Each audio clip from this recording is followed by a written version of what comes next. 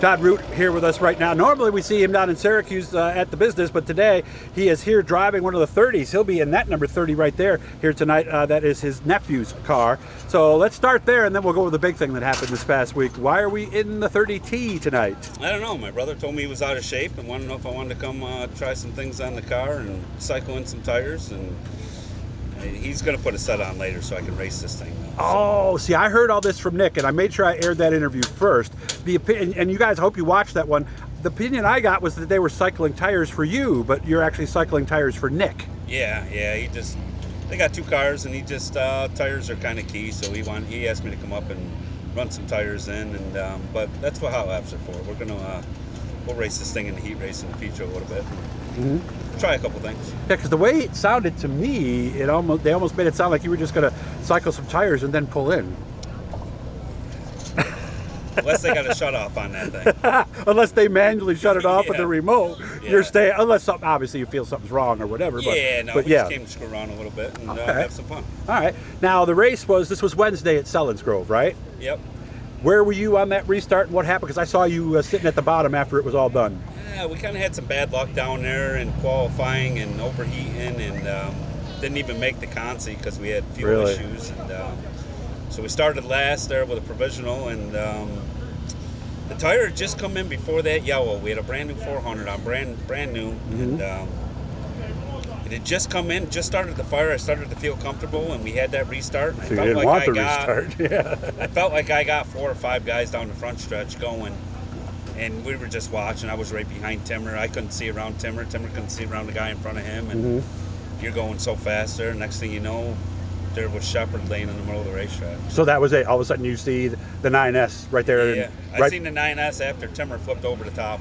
Oh, really? You just can't see through that stuff. And, right. And it's a restart. Everybody's going for the gusto on a restart, and that place being as fast as it is, it ain't like you're lifting halfway down the street. Really? You're wide open in one. So you're trying to get everything you got. And I mean, I know Shepard was 10, 12 spots in front of me and Timmer. There was no seeing any of that stuff. You know, you're just racing hard. And I don't feel like anybody had called yellow yet, but you had really no time to react to any of that. Okay. Kind of felt bad. I got into Shepard pretty good, so. I think you've even got into him, though, before you even got there, I think. From what I could tell from the replay I saw. He was in the wall. He wasn't bad. Yeah, he was backed up on the wall. When he backed off the wall, Timmer got him pretty good, and then obviously I was right behind Timmer. Okay. And I'm the one who sent him on his lid. Oh, okay. But, it was an unfortunate deal, and, tore up a lot of really good race cars. How was your car? My car's pretty tore up, probably front clip issue.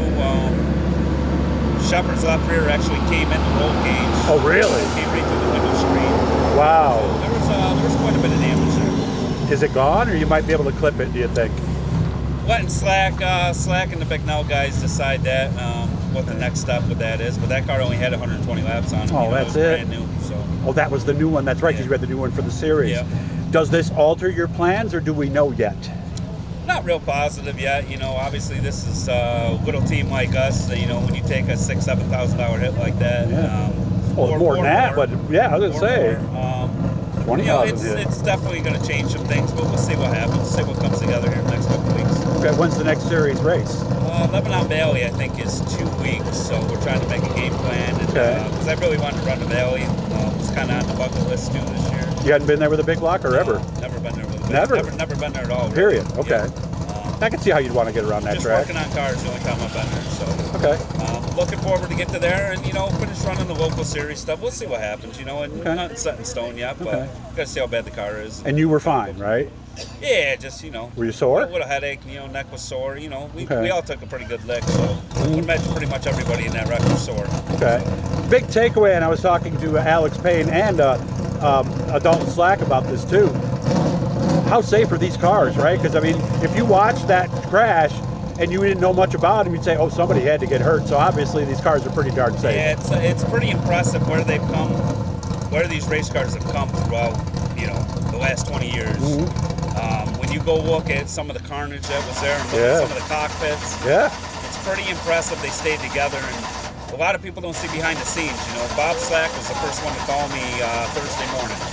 And I'm pretty sure he called everybody down that list to make sure everybody was all right. And he wanted to know what broke, how it broke.